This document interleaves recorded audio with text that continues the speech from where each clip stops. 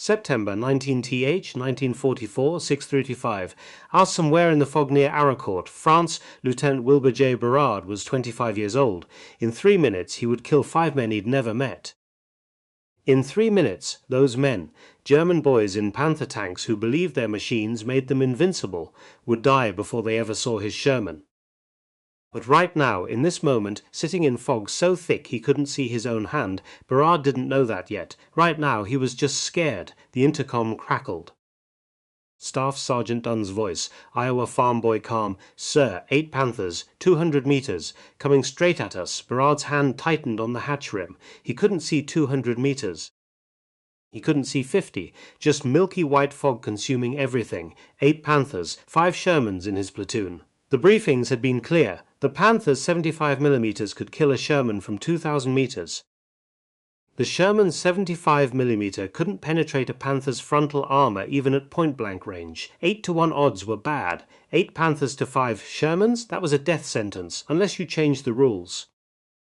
"Gunner," Berard said, voice steady despite everything. "Sabot round, load and stand by." "Sabot up," came the reply. The fog pressed closer. Somewhere out there, in that white nothing, 8 machines designed to kill him were rolling forward. His finger hovered over the radio switch. Wait for it. Wait. The engine rumble grew louder. 72 hours earlier, September 16th, 1944, 3rd Army Headquarters, Lorraine. France. The maps told a story of triumph turned to frustration. General George Patton's 3rd Army had swept across France like a tidal wave. 500 miles in 30 days. The Germans were broken, retreating, dying. Victory seemed inevitable until the tanks ran dry. Lieutenant Colonel Creighton Abrams stood in the operations tent, studying the red and blue lines that marked friend from foe. At 29, he commanded the 37th Tank Battalion, 4th Armored Division. His men called him Abe. The Germans called his unit Roosevelt's Butchers. He preferred neither name. He was simply a soldier who understood one fundamental truth: tanks without fuel were just expensive coffins. "How long?" he asked the logistics officer. "Fuel convoy's 3 days out, Colonel. Maybe 4. Abrams nodded. 3 days sitting still. 3 days for the enemy to regroup, reinforce, counterattack. He traced the blue line marking their forward position. The town of Arracourt, just south of the Moselle River. Captain William Spencer's Company A had taken it 2 days ago, clearing it of 8 88mm anti-tank guns and 300 German troops in brutal house-to-house fighting. Now they waited. "Sir," his aide interrupted. "Intelligence brief. German armor movements reported near Nancy." Abrams looked up. "What kind of armor?" "Panthers, sir. New formations, unknown strength." The word hung in the air like smoke. Panthers. The Panzerkampfwagen V Panther was everything the Sherman wasn't. Sloped armor 100mm thick. A high-velocity 75mm gun that could punch through American tanks like tissue paper. Top speed of 30 miles per hour even across rough terrain. On paper it was unstoppable. Abrams had fought them before. Paper didn't account for everything. "Alert all battalion commanders," he said. "Defensive positions, interlocking fields of fire, and get me Captain Spence." Same day, 400 km East German 5th Panzer Army Headquarters, Saarbrücken, Germany. General Hasso von Manteuffel studied the same maps from the opposite perspective, 47 years old. Veteran of the Eastern Front, where he'd learned that arrogance killed faster than enemy shells. The Americans were good, better than the propaganda admitted, but they had weaknesses, and he had Panthers. "The 113th Panzer Brigade is ready, Herr General," his operations officer reported. 42 Panthers, 2 battalions of Panzerforce, supporting infantry. Manteuffel nodded slowly. The 113th was one of the new Panzer Brigades, formed barely 2 weeks ago on September 4th. Green crews, insufficient training, but the machines themselves were magnificent. "Commander? Oberst von Seckendorf, sir." From the old Prussian military families. Of course, another aristocrat who believed in the superiority of German steel and German blood. Manteuffel had seen too many of them die on the Eastern Front, their faith shattered by Russian T-34s. "Orders from Okech are clear," Manteuffel said. "We recapture Luneville, sever the American salient. Drive them back across the Moselle." He paused, finger resting on the map at a small town, Arracourt. "The Americans are overextended, low on fuel. This is our moment." What he didn't say, this was also desperation. The Reich was bleeding. Every tank lost was irreplaceable. Every trained crew killed meant one less between the Allies and Berlin. Win here or watch the dream die. When do we attack? September 18th. 2 days. September 17th 1944 Company A bivouac. Arracourt Captain William Spencer was 32 and looked 50. 2 years of combat did that. North Africa, Sicily, Normandy, France.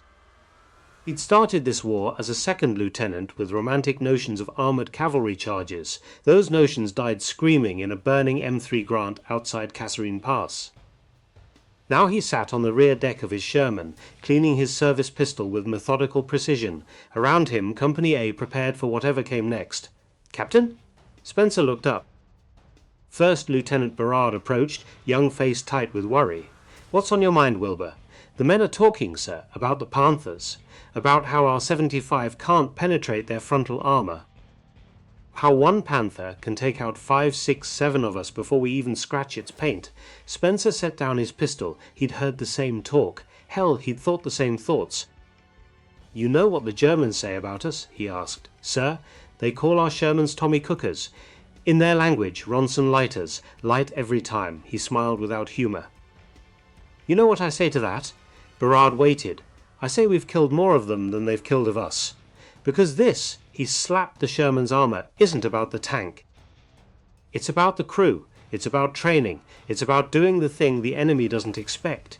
He stood, facing his young lieutenant. "The Panther's gun can kill us from 2,000 meters. You know what our doctrine says? Don't engage at 2,000 meters. Exactly. We close the distance. We use terrain. We maneuver. One section draws their fire, gets their attention. The other section flanks, hits them in the sides where that fancy sloped armor doesn't help.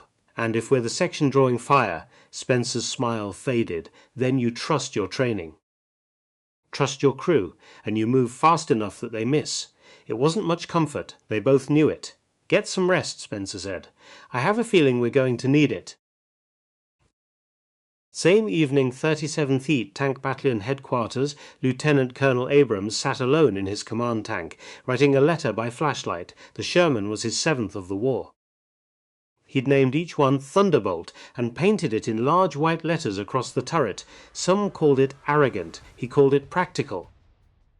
His men needed to know where their commander was. In the chaos of battle, the letter was to his wife. He wrote one every night he could.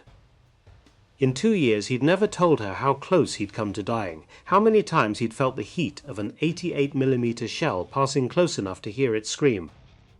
Tonight he kept it simple. "The men are ready. We've done this before. We'll do it again." He didn't mention the intelligence reports, the Panthers. The young crews who'd never faced German armor and the old crews who'd faced it too many times. Leadership was burden, knowing the odds and sending men forward anyway. His driver's voice drifted up from below. "Colonel?" Major Bouts on the radio says the scouts reported heavy vehicle movement east of Nancy. Sounds like armor. Abrams folded the letter carefully. "Tell all company commanders. Meeting in 20 minutes. And someone find me a decent cup of coffee." He climbed out of the turret, stood on the rear deck, looked east toward where the enemy massed in the darkness. Somewhere out there, German tank crews were doing the same thing. Writing letters, cleaning guns, waiting. Tomorrow some of them would die. The only question was how many. September 18th 1944 0500-113th Panzer Brigade, Assembly Area near Nancy. Franz Oberst Erich Freiherr von Seckendorf was 42 years old, Prussian nobility, and absolutely certain of victory.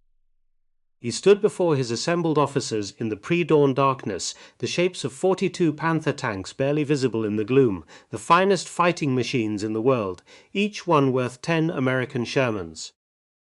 "Gentlemen," he began, voice crisp with confidence, "today we strike. Today we show the Americans what German armor truly means." The officers listened in silence. Von Seckendorf noted their youth. Most were under 25, fresh from training schools, but they had Panthers. That made all the difference. "Our mission is simple.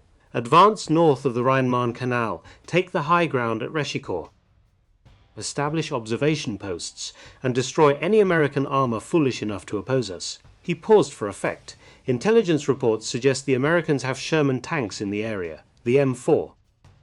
Inferior in every respect. murmurs of agreement. What von Seckendorf didn't mention: the 113th Panzer Brigade had been formed exactly 14 days ago. The crews had, on average, 3 weeks of training together. They lacked reconnaissance units, artillery support, engineer battalions, all the elements that made a panzer division truly lethal, but they had Panthers. Surely that was enough. Major Franz Bake stood in the second row, saying nothing. At 38, he was one of the few veterans transferred from the Eastern Front. He'd seen what happened when green crews faced experienced enemies. He'd seen Panthers burn just like any other tank when hit in the right place, but he kept his doubts to himself. This was the Prussian way. The officer commanded. The subordinate obeyed. Even when the orders smelled like death. Move out at 0600, von Seckendorf concluded. By nightfall we will have driven the Americans back across the Moselle. For the fatherland. For the fatherland, the officers echoed. Bake walked back to his Panther in silence. Around him, young tank commanders hurried to their machines, excited and nervous and utterly unprepared for what was coming. He climbed into his commander's cupola, surveyed the massive gun barrel stretching before him, 75 millimeters of high-velocity death, armor that could shrug off most enemy shells, on paper invincible. He'd learned on the Eastern Front that paper burned as easily as flesh. "Sir?" his gunner asked. "Are you all right?" Bake nodded slowly. "Check the ammunition. Make sure every round is properly stored. We may need every shell we have. We're fighting Shermans, sir. Surely, just do it." The gunner fell silent. Bake pulled out a photograph. His wife and daughter, smiling in summer sunlight in a world that no longer existed. He kissed it once, tucked it back into his jacket. Then he pulled on his headset and waited for the order to advance. Same morning, Company C, 37th Tank Battalion, Arracourt Staff Sergeant Timothy Dunn was 27 years old and had ears like a hunting dog. He sat in the driver's position of his Sherman, eyes closed, just listening. Around him, the rest of the crew performed their morning checks. Above, Lieutenant Berard reviewed maps and radio frequencies. But Dunn listened to the rumble of friendly tanks moving into position, the distant thump of artillery, the nervous chatter on the battalion net, and underneath it all, something else. "Something wrong, Lieutenant?" he called up through the intercom. "Yeah, Dunn. I think we got company coming. East, maybe 10-15 kilometers out. You think or you know?" Dunn opened his eyes. "I know, sir. Deep engine noise. Maybach HL-230s. That's Panther engines. Lot of them." Berard's face appeared in the hatch above. "You sure?" "Grew up on a farm in Iowa, sir. Spent my whole life listening to engines. Tractors, trucks, whatever. I know what I'm hearing." Berard grabbed his radio. "Charlie 6, this is Charlie 2. We have possible enemy armor approaching from the east. Request permission to." Captain Leach's voice cut him off. "Charlie 2-6, hold position. Battalion is aware. Enemy armor confirmed on approach. All units stand by for orders." Berard looked down at Dunn. "Get us into a hull-down position. Behind that ridge, turret exposed only. If they come, I want every advantage we can get." "Yes, sir." The Sherman lurched forward, tracks clanking. Dunn guided it expertly behind a low rise, positioned so only the turret would be visible to anyone approaching from the east. Around them, the rest of Company C did the same. 5 Shermans to a platoon, 3 platoons to a company, 15 tanks against an enemy of unknown size. Dunn thought about his wife back in Des Moines. Wondered if he'd ever see the farm again. Wondered if this fog rolling in was a blessing or a curse. Then he stopped wondering and started preparing. Because the sound of those Maybach engines was getting louder. 1,000 hours advancing. Through the Paroy forest the fog came like a living thing. Oberleutnant Wolfgang Schmidt was 24 years old, commanding 8 Panthers in the 1st platoon of the 113th Brigade's lead company. He'd graduated from tank school 3 months ago. This was his first combat operation. Now he sat in his cupola, watching the world dissolve into white. "Visibility down to 100 meters, Herr Oberleutnant," his driver reported. Schmidt keyed his radio. "All units, this is 1-1. Maintain formation. Reduce speed to 15 kilometers per hour. Watch your spacing." 7 acknowledgements crackled back. The plan had been simple. Advance through the Paroy forest under cover of darkness. Emerge at dawn. Use the Panther's superior range to engage American tanks from distance. destroy them before they could close, but no one had planned for this fog. Schmidt checked his map, tried to orient himself. Somewhere ahead, how far? 2 kilometers? 3? Lay the American positions at Arracourt. Intelligence said a company of Shermans, maybe 15 tanks. His 8 Panthers should be more than sufficient. Should be. Herr Oberleutnant, his gunner's voice uncertain. I can barely see 50 meters.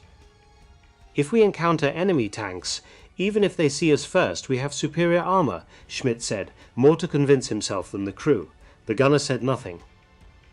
The Panther rumbled forward, massive and powerful and blind. Schmidt thought about the lectures at tank school, about German engineering superiority, about how one Panther could defeat 5 Shermans without breaking a sweat.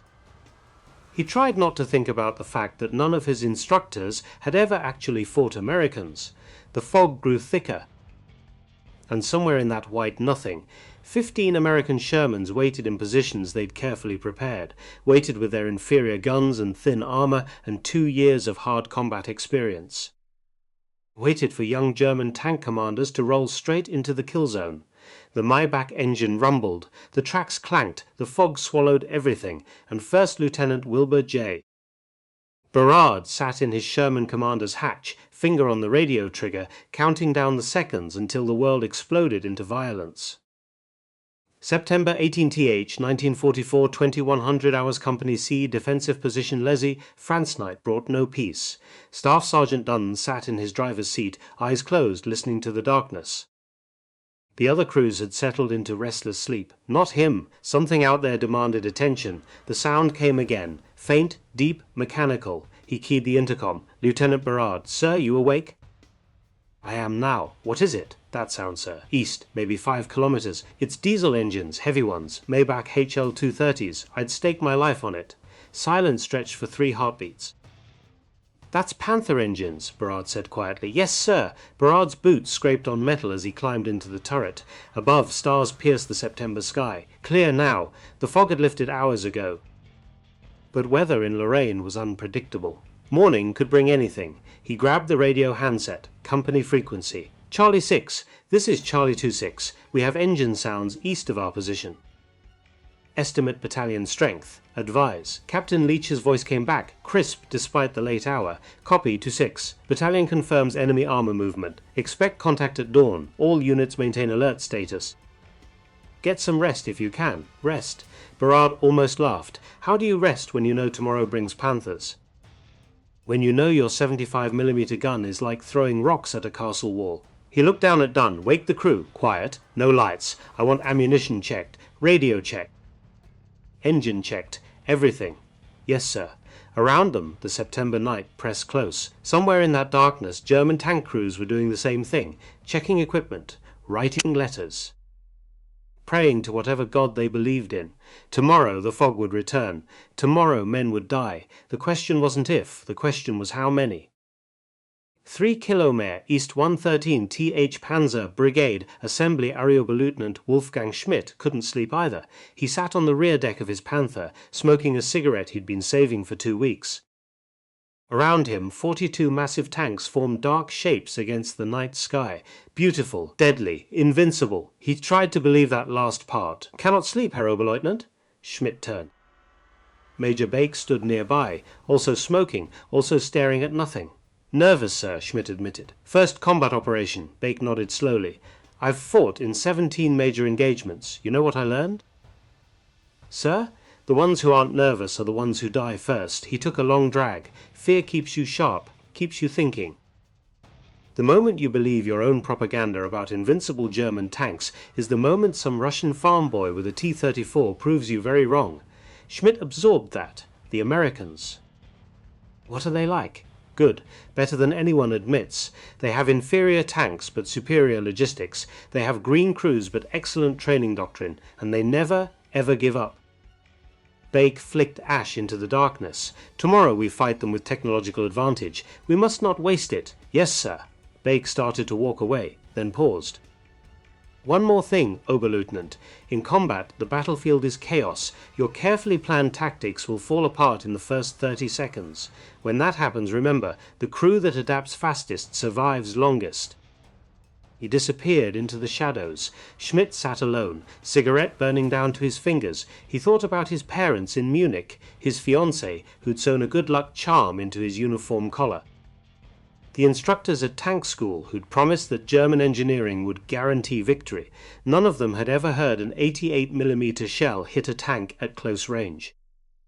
None of them had ever seen what happened to the crew inside. Schmidt stubbed out the cigarette. Tomorrow he would learn. September 19th, 1944, 0630. As approach to Arracourt, the fog returned. Visibility dropped to 70 meters, then 50, then less. The world became grey nothing. Schmidt's Panther rolled forward at walking speed. Behind him, 7 more Panthers maintained formation, or tried to. In this soup, keeping visual contact was nearly impossible. Speed 10 kilometers per hour, he ordered. All tanks report status. 7 voices confirmed. Still together.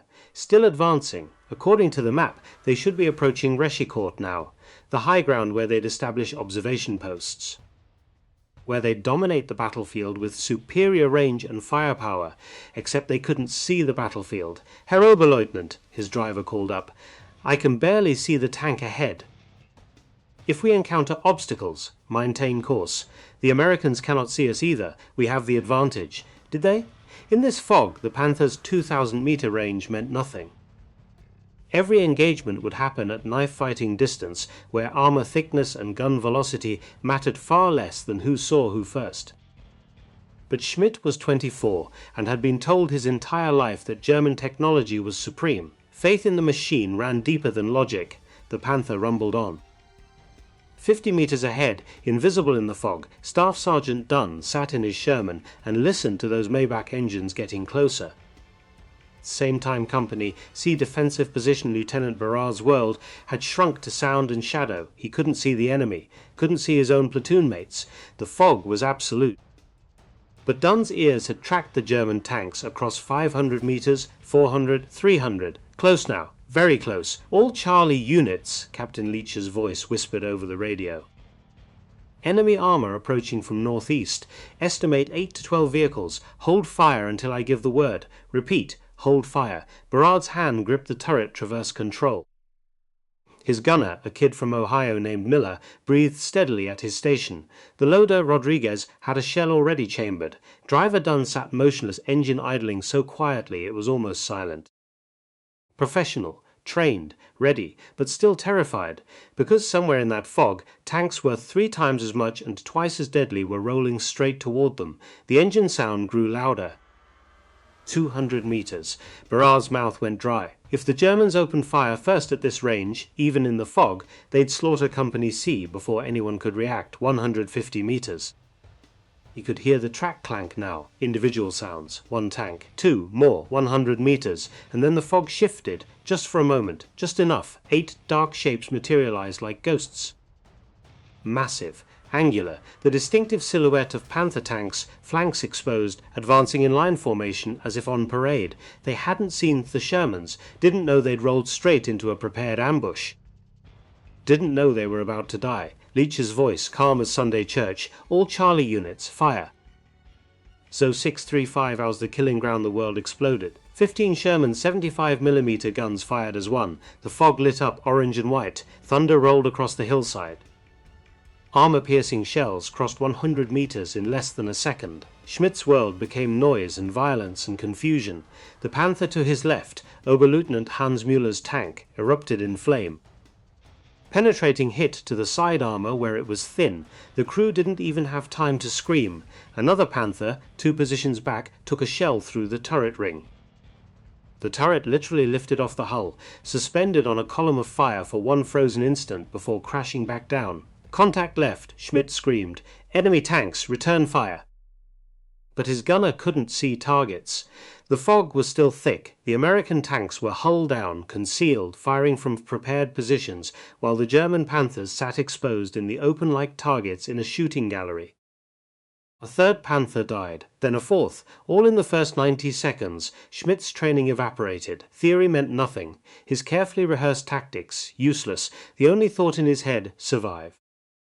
Reverse! All tanks reverse! His Panther lurched backward. Around him the survivors scattered. One tank tried to return fire blindly into the fog and took 3 shells in response, brewing up so fast the crew never had a chance.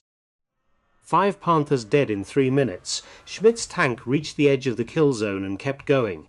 Blind retreat through the fog. Running. His first combat action, and he was running. Behind him, American voices on captured radio frequencies, calm and professional. Good kills, ceasefire, conserve ammunition.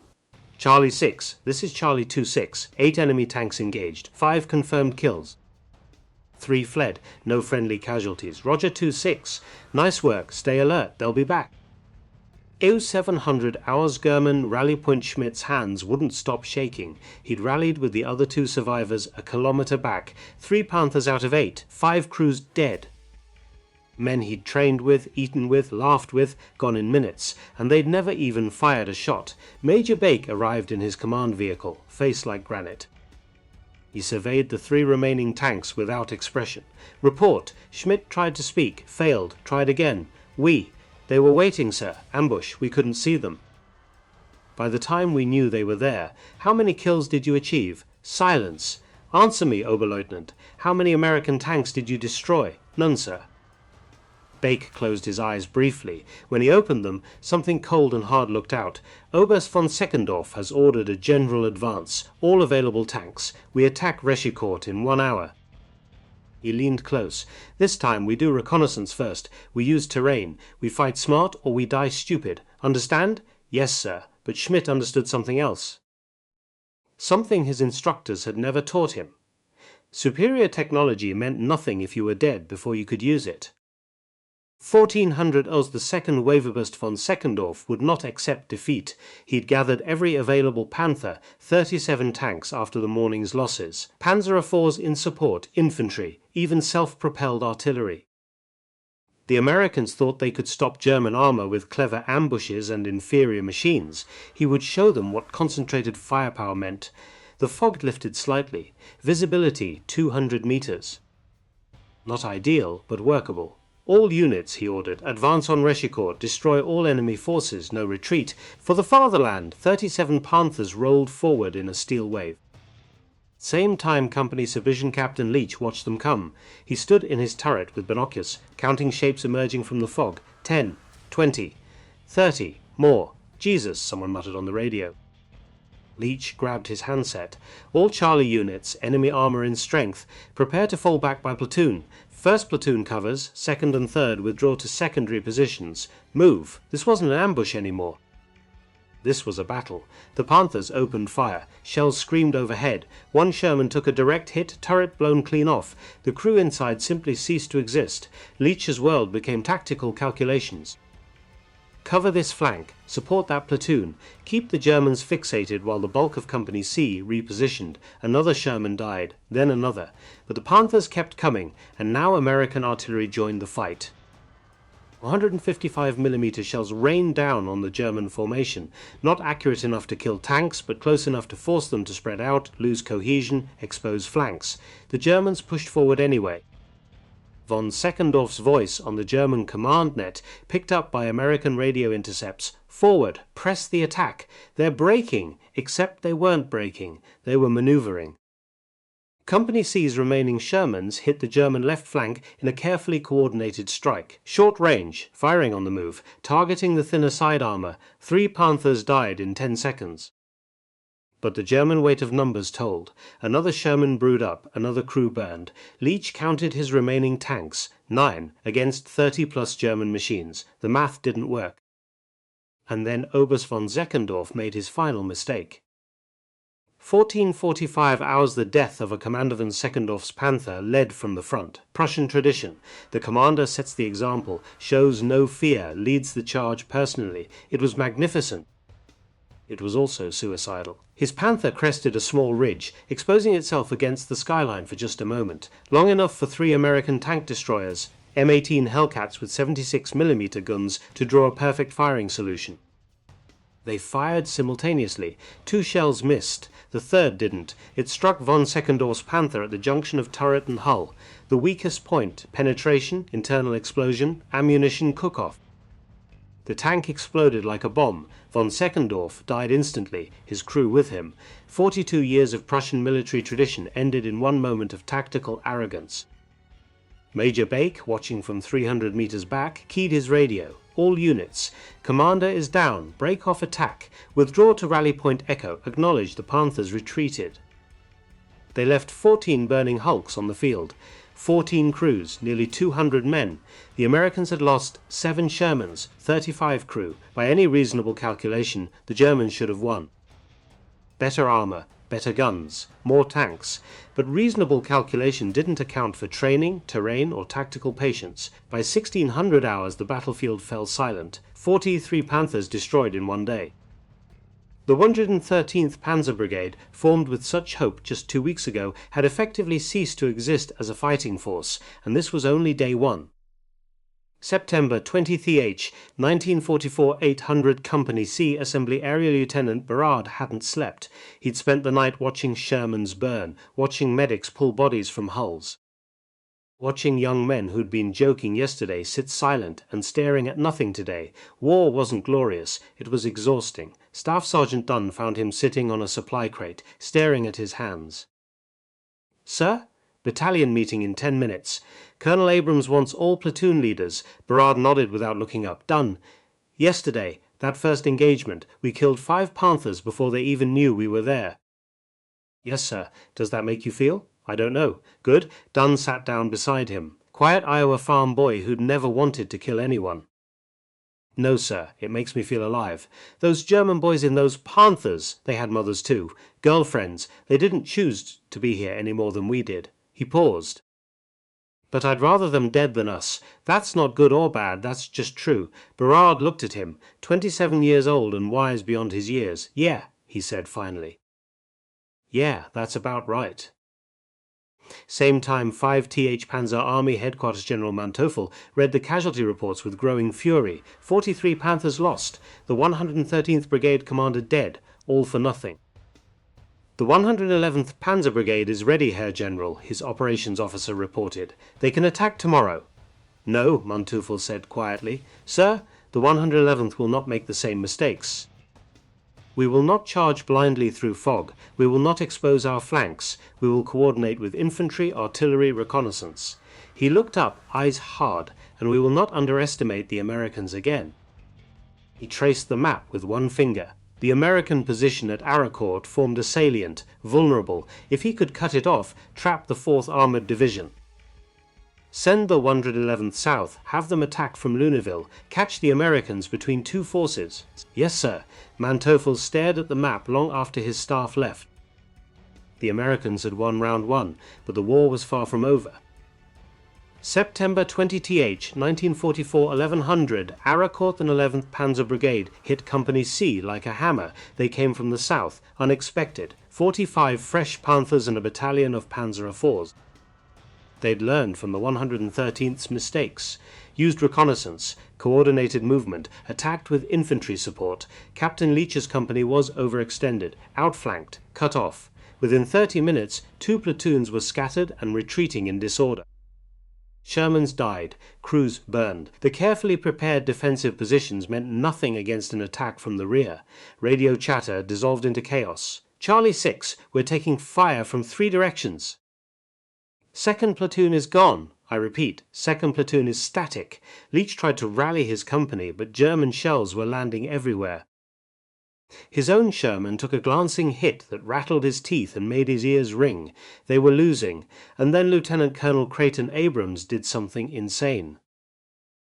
11:30 Abrams heard the radio traffic, heard Company C dying. He sat in his command tank, Thunderbolt 7, painted in large white letters across the turret. Around him, his command group, 3 Shermans, waited for orders. The tactical solution was clear. Withdraw Company C, consolidate, defend from prepared positions. That's what the textbook said. Abrams ignored the textbook. "Driver, forward, full speed." "Sir," his driver's voice uncertain. "You heard me. Straight toward the German tanks. Just us. No support. Go." The Sherman surged forward. His operations officer screamed on the radio. "Colonel, what are you doing? You'll be killed."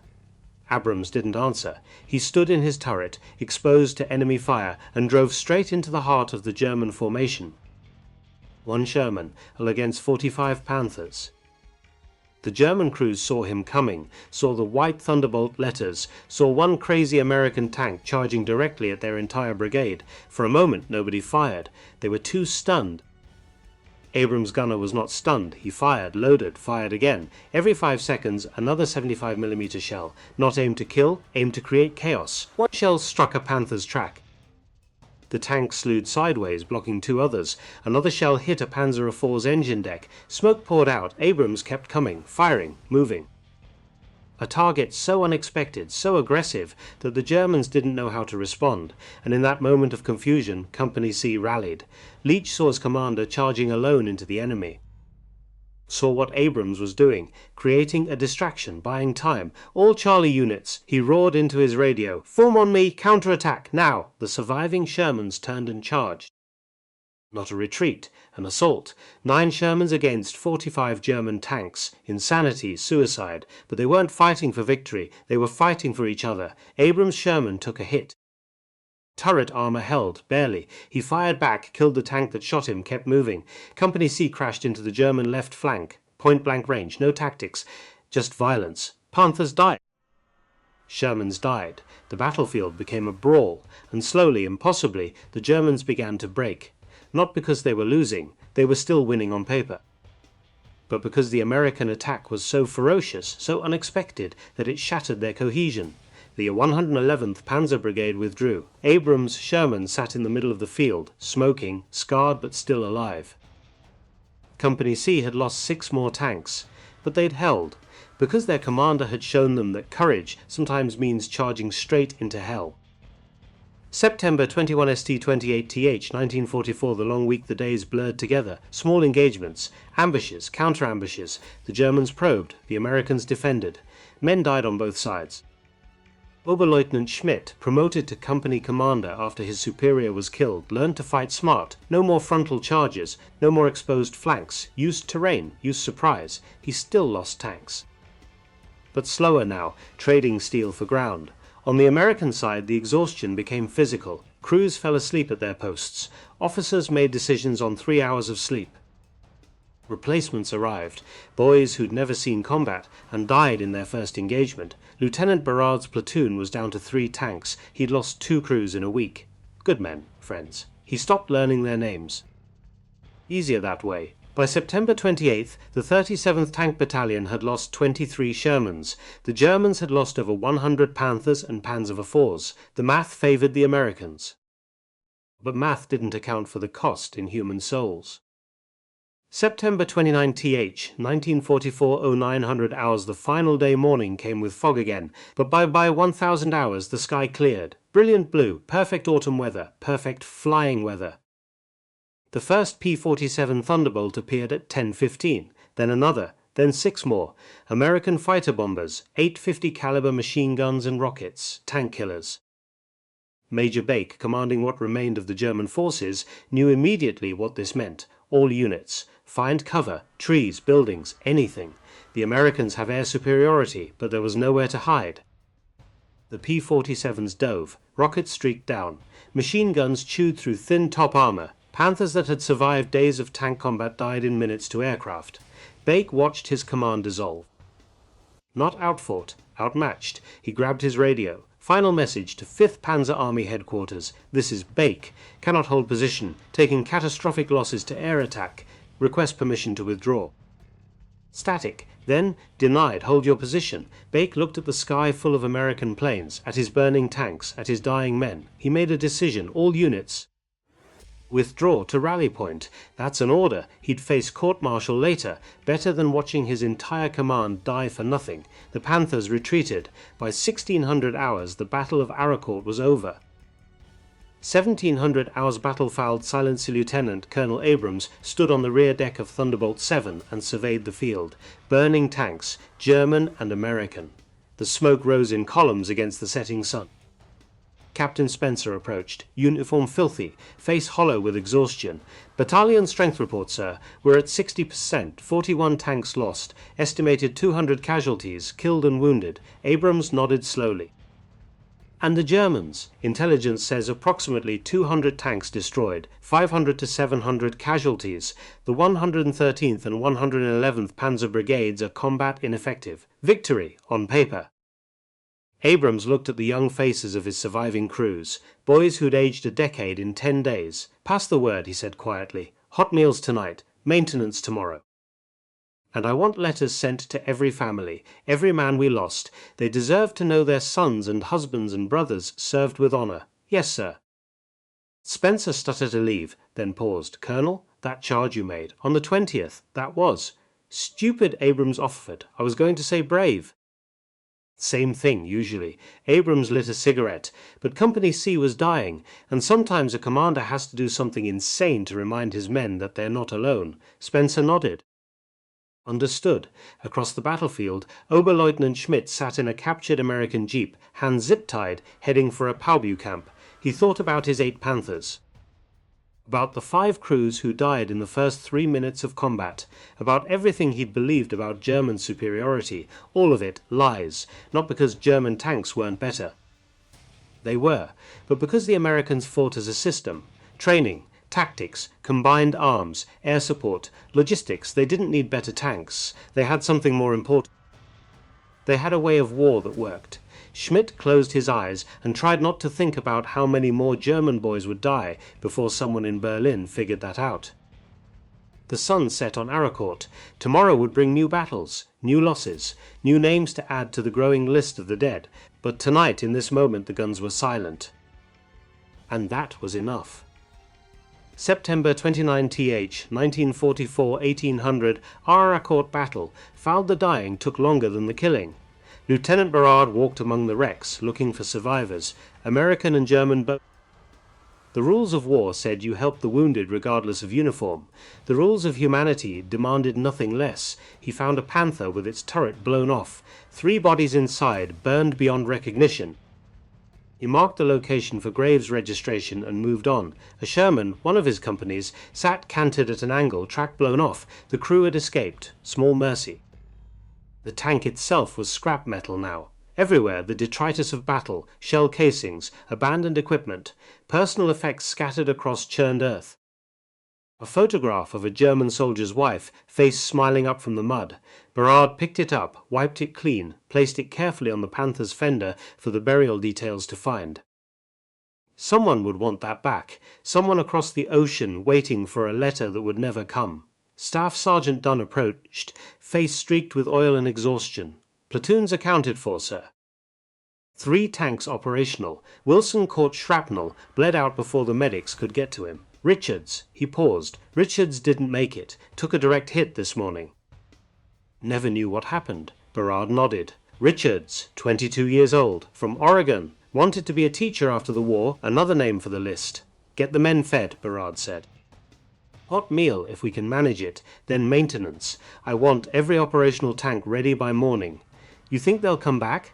Berard looked east, where the German army had retreated. Somewhere out there, what remained of the 113th and 111th Panzer Brigades licked their wounds and counted their dead. No, he said finally, I don't think they have anything left to come back with. Same time German Rayleigh Point 15 Kilometre Ist Major Franz Bake sat in what remained of his command post, a tarp strung between 2 damaged Panthers, and wrote the hardest report of his military career. 5th Panzer Army Headquarters from Major Bake, Acting Commander, 113th and 11th Panzer Brigade Composite Date, the 29th of September 1944 Subject. After Action Report, Arracourt Offensive the brigades are combat ineffective. Of approximately 180 tanks committed, 86 are total losses, 114 damaged, most beyond field repair. Personnel casualties exceed 700 killed, 300 wounded. American losses estimated at 50 tanks, 200 personnel. He stopped writing, stared at those numbers. On paper, it was a disaster, but paper didn't capture the truth. The truth was simpler, darker. They'd been outfought. Not because of inferior machines. The Panther was superior to the Sherman in almost every measurable way. Not because of cowardice. German tankers had fought with desperate courage. They'd lost because the Americans fought smarter. Better reconnaissance, better coordination between tanks, artillery and aircraft, better tactical doctrine that emphasized maneuver over frontal assault, and most importantly, the Americans had experience. Hard-won knowledge purchased with blood across North Africa, Sicily, Italy, France. The 113th Panzer Brigade had been 14 days old when it entered combat. Its crews had 3 weeks of training. You couldn't win wars with enthusiasm and superior engineering alone. Bake signed the report, sealed it, handed it to his adjutant. Deliver this to Army headquarters, then find Oberleutnant Schmidt. Tell him he's being transferred to a reconstituted unit. He's one of the few junior officers who survived. We'll need him. Yes, sir. And you, sir. Bake looked at the smoking wrecks of his command, at the young faces of the survivors, hollow-eyed and aged beyond their years. I'll be writing letters, he said quietly. To mothers and wives. They deserved to know. The adjutant left. Bake sat alone and began the first letter. Dear Frau Hoffmann, it is my painful duty to inform you. He'd write 43 letters tonight, one for each tank commander lost. It was all he could offer. September 30 Thiech 1944 0900 Aus 37 Thiech, Tank Battalion Headquarters Lieutenant Colonel Abrams stood before his assembled officers in a commandeered barn outside Arracourt. Maps covered the walls. Casualty lists. After action summary. The cold mathematics of combat. Gentlemen, he began, yesterday we achieved a significant tactical victory. The enemy withdrew. We hold the field. By any standard military definition, we won. He paused. Let that sink in. Now let me tell you why we won, and it wasn't because we had better tanks. Captain Spencer raised an eyebrow but said nothing. Abrams pointed to the map. On September 19th, the Germans attacked with superior technology. The Panther outguns us, outarmors us, and in a one-on-one fight beats us every time. Murmurs of agreement. So why are they retreating, and we're still here? He walked to a tactical board showing the first engagement. Because Captain Spencer's company used terrain, they positioned hull down, turrets only exposed. The Germans came at them across open ground with flanks exposed. Superior firepower means nothing if you can't bring it to bear. He moved to the next diagram. On the 20th, when Company C was outflanked and breaking, we counterattacked. Not because we thought we'd win a straight fight, we wouldn't.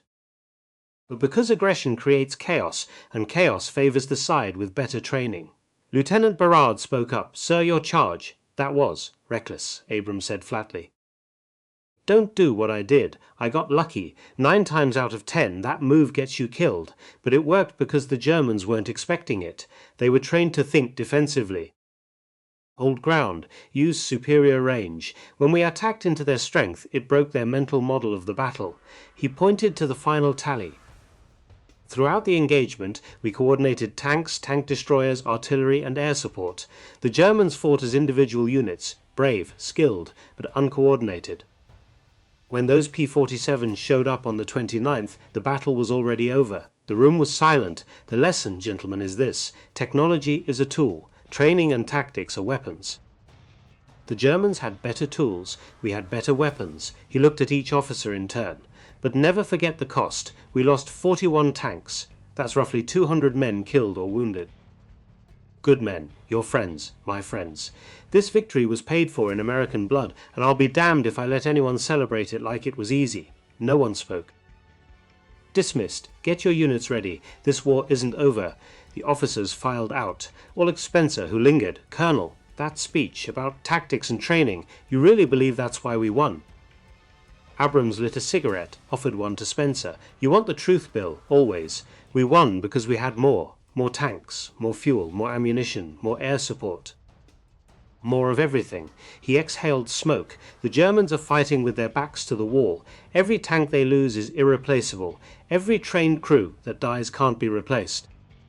We can lose 5 Shermans for every Panther and still win because we have the industrial base to build more. That's not very inspiring. War isn't inspiring. It's arithmetic. We have more resources and we're willing to spend them. That's the ugly truth. Spencer absorbed that, but the tactical lessons, the training, that matters too. It does. It's the difference between losing 5 tanks to kill 1 Panther versus losing 10. It's the difference between 200 casualties versus 400. Abrams stubbed out his cigarette. We can't control how many resources we have, but we can control how efficiently we use them, and that means every tactical advantage, every training drill, every hard lesson learned saves American lives. He looked out the barn door at the tank park where mechanics crawled over damaged Shermans, welding, repairing, getting them ready for the next battle. That's why we drill. That's why we train, not to be heroes, to get our boys home alive. Spencer nodded slowly, yes sir. October 1 ST, 1944 Company C Memorial Service Day gathered at sunset. What remained of Company C 9 operational tanks, 43 surviving crew members, stood in formation beside a hastily erected wooden cross.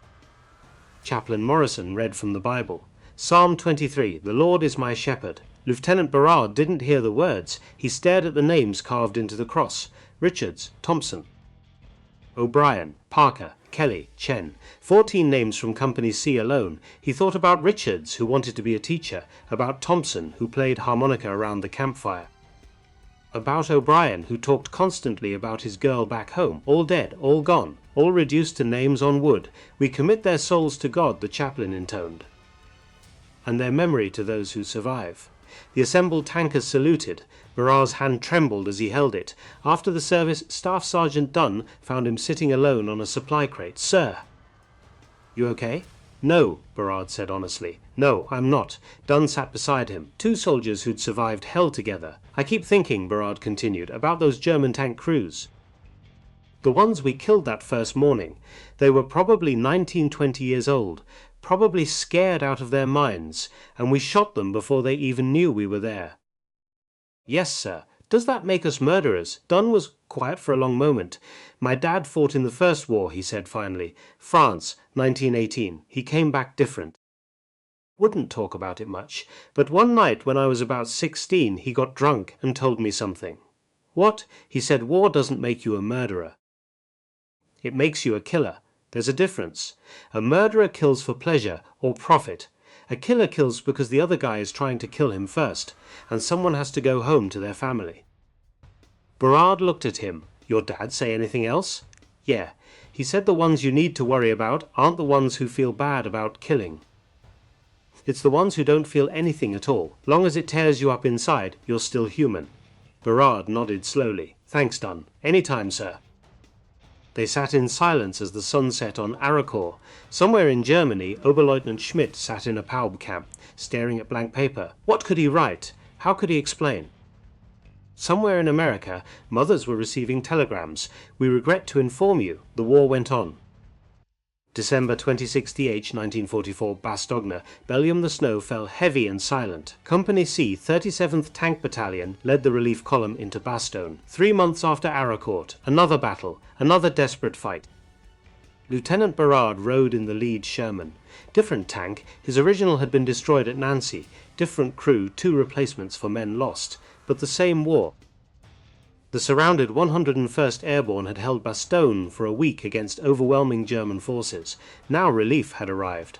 As Berard's Sherman rolled through the defensive perimeter, paratroopers emerged from foxholes, cheering, crying, some just staring in numb relief.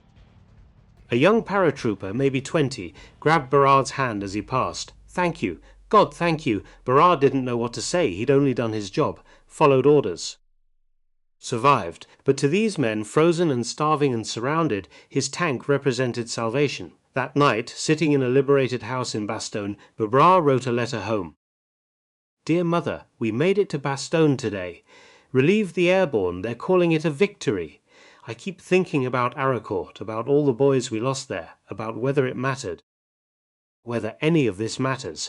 Then I saw the faces of those paratroopers when we rolled in. They'd held on because they knew we were coming. Because they had faith that we wouldn't abandon them. Maybe that's what it all means, not the tactical victories or the kill ratios or the after-action reports. Just the simple fact that when Americans are in trouble, other Americans come for them. We don't leave our people behind. That's worth fighting for. That's worth dying for. I'll be home when this is over, however long it takes. Your son will... May 8th, 1945, V-Day somewhere in Germany. The war in Europe ended at midnight. Lieutenant Colonel Abrams, now full colonel, sat in his 8th Thunderbolt tank and listened to the radio announcement, unconditional surrender. Germany defeated. Victory. Around him, his tankers celebrated, shouting, crying, firing weapons in the air. Abrams didn't celebrate. He thought about Arracourt, about Bastogne, about 100 other battles whose names most people would never know. He thought about the crews who didn't make it, the names on the crosses, the letters he'd written to families. Captain Spencer climbed onto the tank, offered him a canteen of confiscated German schnapps. "We won, Colonel." Abrams took a drink. Bitter. Appropriate. "Yeah, we won. You don't sound happy." "I am. But I'm also tired, Bill. Tired of watching boys die. Tired of writing letters. Tired of war." Spencer nodded, sat in silence, watching the celebration. "Sir, Arracourt, that battle, you think it made a difference?" Abrams considered. "Tactically, yes. We stopped a German counteroffensive, held Lorraine, allowed Patton to continue east, strategically important. But wars aren't won in single battles. They're won in factories, in training camps, in the will of nations to keep fighting." He gestured at the celebrating soldiers. "Those boys there, they won this war, not because they were heroes, though some were, not because they had better equipment. We didn't, but because they kept going, day after day, battle after battle. Even when they were scared, even when friends died, they kept going. That's the real victory," Spencer said quietly. "That's the real victory." October 1 ST, 1994 Arracourt Memorial 50 years. Latter the old man stood before the monument, reading names carved in stone. Lieutenant Wilbur J. Berard, retired, 75 years old now, grey hair, weathered face, hands that still trembled sometimes when he heard loud noises. The memorial listed every American soldier killed at Arracourt, 236 names. He'd known 43 of them personally. His grandson stood beside him, 16 years old. History class had brought him here. "Grandpa, you were really here at this battle?" "I was. What was it like?" Berard was quiet for a long time. How do you explain war to someone who'd never seen it?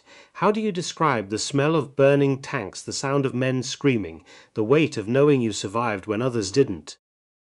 "It was terrifying," he said finally, "and exhausting, and it made me appreciate every single day I've lived since." "Did you kill people?" "Yes. Does that bother you?"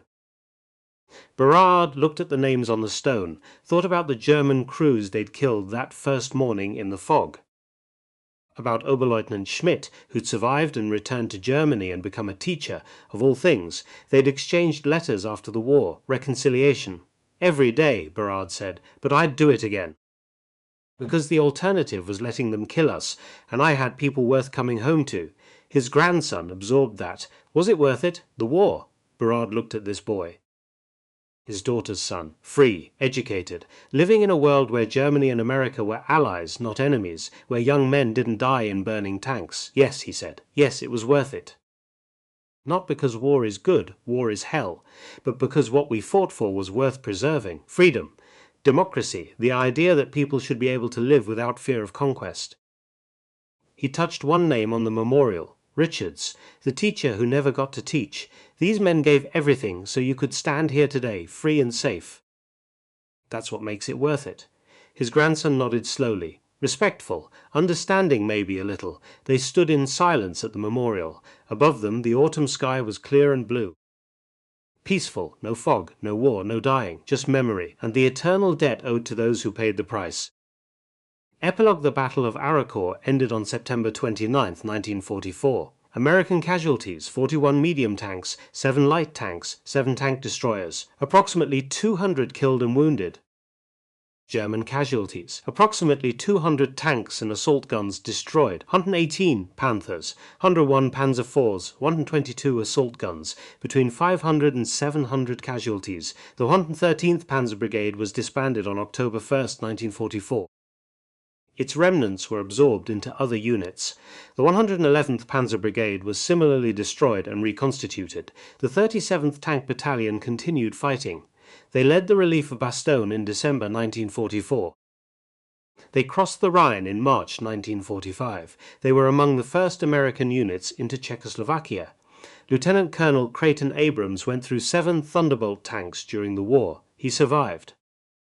became a 4-star general, commanded U.S. forces in Vietnam, became Army Chief of Staff. The M1 Abrams tank is named in his honor.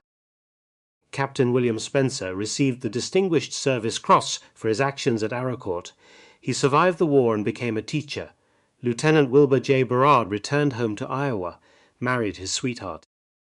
Raised 3 children, lived to see his grandchildren grow up in peace. Staff Sergeant Timothy Dunn went back to his farm in Iowa, never spoke much about the war.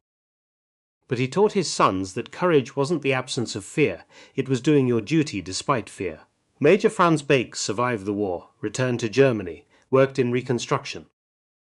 Devoted his life to ensuring another generation wouldn't have to fight. Oberleutnant Wolfgang Schmidt became a teacher, as he'd always wanted. He taught history. And he never let his students forget the cost of war. The lessons of Arracourt were studied at military academies for decades. Superior technology doesn't guarantee victory. Training and tactics matter more than engineering. Combined arms coordination defeats individual excellence, but the most important lesson was simpler. Wars are won not by machines but by the men inside them, by their courage, their training, their willingness to do hard things when everything in them screams to run, and by their sacrifice. The fields of Arracourt are peaceful now, farmland, quiet roads, a small memorial beside the highway. Few people stop. Fewer still know what happened here. But on a September day in 1944, American farm boys in inferior tanks defeated German soldiers in superior machines. They won because they fought smarter. They won because they fought together. They won because they've refused to give up. And they paid for that victory with blood and fire and friends who never came home. Remember them. Remember what they gave, and remember that freedom, once lost, is bought back only with the lives of those brave enough to fight for it. The fog has lifted on Arracourt, but the memory remains forever.